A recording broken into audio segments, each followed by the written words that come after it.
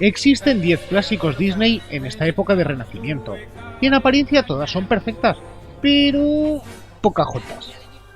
Es una adaptación de un mito americano que no tiene mucho más. Los indios viven en paz y armonía con la naturaleza. Llegan los crueles y despiadados europeos.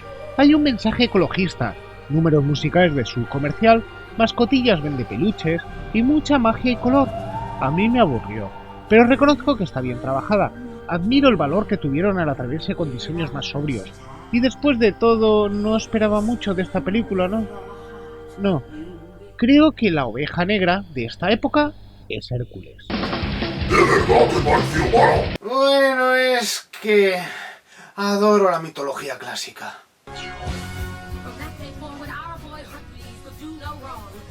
Y nada más empezar, sale que Hércules es el amado hijo de Zeus y Hera, es expulsado del Olimpo y depuesto de sus poderes por el maligno Hades.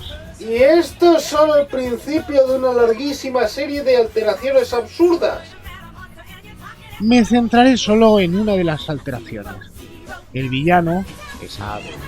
Puedo aceptar que sea difícil hacer entender al público infantil que el villano de la leyenda sea la mujer de su padre Zeus, que no su madre, poniéndolo a prueba a ver si realmente es digno de formar parte de su familia. Pero Hades, malo, claro, es el dios del infierno, o sea, Satanás.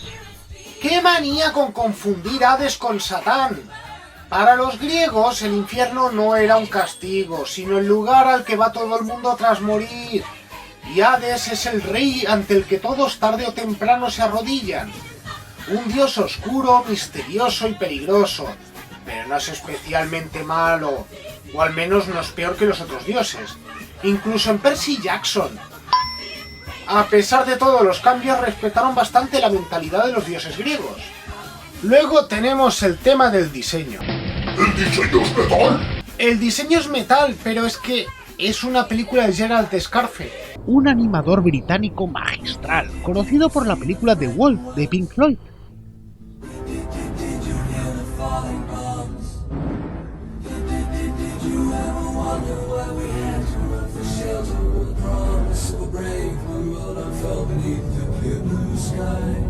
¿Y lo mejor que podía hacer en Disney es Hércules en Las Vegas? Hoy nos pilló. El ritmo narrativo es irregular, el protagonista anda carente de carisma, y en principio los cambios tendrían un pase si no fuera que lo cambiaron todo para hacer un topicazo tras otro. La película es muy espectacular, la banda sonora es buenísima, hay secundarios con chicha y hasta tiene gracia. Pero el ritmo es aburrido, el resultado es hortera y por lo general esta película es una oveja negra. Vamos a por Pixar. La edad de oro de Pixar es algo bastante reciente, fue desde el 2001 hasta el 2010. Comprende Monstruos S.A., Buscando a Nemo, Los Increíbles, Cars, Ratatouille, Wall-E, Up, Toy Story 3 y me parece clarísimo cuál es la oveja negra de este grupo. En esta época Pixar hizo películas excelentes, buenas y una mediocre a mi gusto. Buscando a Nemo. Buscando a Nemo es la película más supervalorada de los años 2000. Va de un secuestro, lo cual es un argumento estándar en el cine infantil de aventuras. Los personajes no tienen carisma, el secundario cómico se hace pesado y visualmente se hace aburrida tanta profundidad marina. Dijeron que técnicamente era buenísima porque habían hecho agua con textura hiperrealista. Yo vi personajes que en vez de caminar, saltar y reaccionar con la gravedad, flotan. Pero con todo y con esas, como película infantil, le doy un pase. A Cars no. Cars la hicieron en la época en que Pixar ya era la reina del baile. Habían conseguido hacer un buen diseño de personajes humanos con Los Increíbles, por lo que hacer una película con cochecitos, con cara y boca, a nivel técnico es un paso atrás. El argumento es una sosa moraleja sobre lo importante es participar. Los personajes son aburridos y el secundario cómico es insufrible. El universo de un mundo donde los coches son como personas me parece absurdo y mal planteado. Lógicamente esta película fue una delicia para los niños obsesionados con los coches, pero decir que el resultado es bueno por ello sería como decir que las 13 películas de En Busca del Valle Encantado fueron buenas porque les gustó a los niños obsesionados con los dinosaurios. Aún así, tampoco me parece mala película. Se deja ver, los fondos son bonitos. No opino lo mismo de su secuela Cars 2. Pero Cars 2 fue la película con la que Pixar perdió su corona. La oveja negra es para la primera entrega, por haber aparecido entre dos grandes películas, Los Increíbles y Ratatouille. These are good folk around here who care about one another. Ahora vamos a machacar una película de Miyazaki.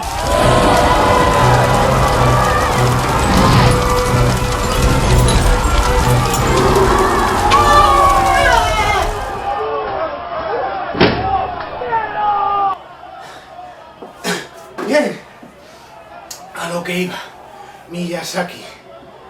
Algunos fans sitúan el principio de su edad de oro en 1979, cuando estrenó su primera película, El castillo de Cagliostro. Yo la situaría más bien en 1986, cuando estrenó la primera película con el sello Ghibli, El castillo en el cielo, y teniendo en cuenta que realmente no se ha retirado, se puede decir que aún está en su edad de oro. Esta larguísima edad de oro me atrevería a dividirla en dos etapas. La primera va desde 1986 hasta 1997, en que Ghibli se coronó como la reina del anime y Miyazaki realizó obras muy creativas y emocionantes. La segunda iría desde el 2001 hasta la actualidad, en la que ganó una abrumadora fama internacional tras conseguir el Oscar por El viaje de Chihiro. Se apoyó en los efectos visuales CGI y ofreció un espectáculo visual incomparable. Pero también descuidó un tanto los guiones. Hace poco hablé de los defectos del Viento se levanta, la última película de Miyazaki. Podéis ver la reseña en cuestión aquí. Fue una película en la que, al no contar con el espectáculo visual propio de Miyazaki, dejó expuesto su principal defecto, la mala narrativa. Pero no sé si señalar como su oveja negra a esta película o El castillo ambulante, que es la película más espectacular de Ghibli, pero aunque nos distraigan con su fantástico apartado visual, su narrativa es tan mala que, a diferencia del Viento se levanta, no se entiende nada. De todas formas, nos centraremos en la primera etapa de la Edad de Oro de Miyazaki. Las películas de Miyazaki de esta etapa son El castillo en el cielo, Mi vecino Totoro, Nikki la aprendiz de bruja, Porco Rosso y La princesa Mononoke. Hay que remarcar que son películas de anime de un nivel altísimo, a pesar de que Totoro tiene un argumento demasiado básico, y que el de Porco Rosso es lioso. Pero saben compensarlo bien. Si he de señalar una de estas películas como oveja negra, sin duda es Nikki la aprendiz de bruja. Esta es la película más olvidable de Miyazaki. Hay fans que ni siquiera la han visto. Para explicar por qué esta película me parece lamentable, imaginaos la siguiente versión alternativa de Harry Potter y la piedra filosofal. Harry Potter es invitado para ir a la escuela de Hogwarts. Toma su escoba voladora, llega a la puerta del castillo y la escuela ha cerrado. Así que, sin haber aprendido nada más de magia que a volar con la escoba, se hace repartidor de una panadería. Conoce una friki que se enamora de él y él se siente tan presionado por su timidez que pierde los poderes. Creo que, de haber sido así, habría sido la peor película de la filmografía de Chris Columbus. La crítica la habría destrozado y los testigos de Jehová pedirían que crucificaran al guionista.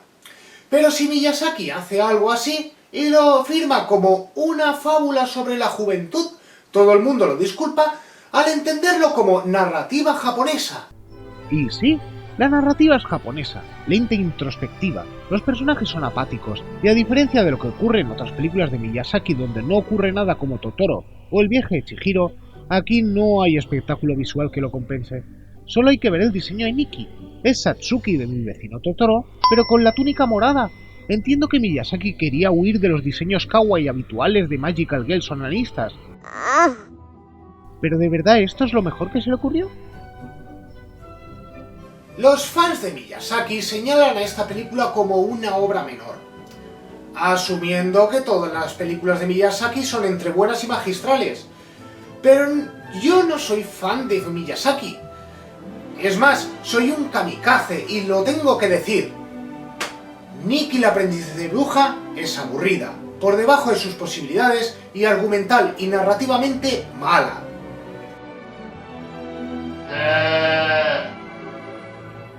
De todas formas, insisto. Estas elecciones es solo mi gusto personal. Las declaro como malas, pero teniendo en cuenta el listón que sus propios realizadores habían puesto previamente. No es que sean malas en plan Bolívar el héroe. ¡Dispare! Y en mi opinión esto solo demuestra que todos somos humanos, que incluso en la época más brillante de genios se cometen errores excepcionales. Yo siempre digo que solo conozco un director de cine que nunca ha dirigido una película floja. Charles Lawton dirigió La noche del cazador, una obra maestra, la crítica de la época la masacró y no volvió a dirigir nunca nada más. Y es que en realidad... ¡Oh Dios! ¡Oh Dios! ¡Los fans extremos de Miyazaki! ¡Te vamos a dar pa'l pelo, Nazi! ¡Y se han aliado con los fans de Disney Pixar!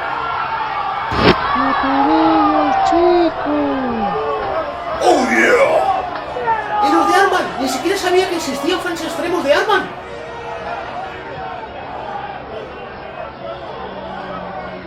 ¡Y los fans de Hanna-Barbera!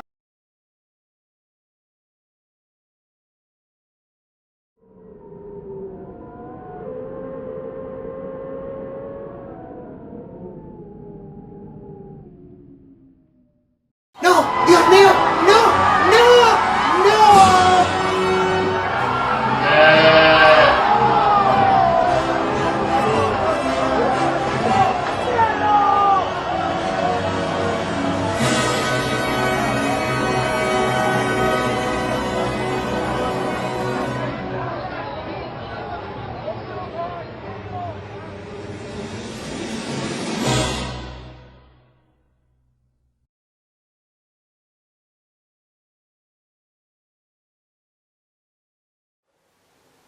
Pues a mí me encanta Pocahontas.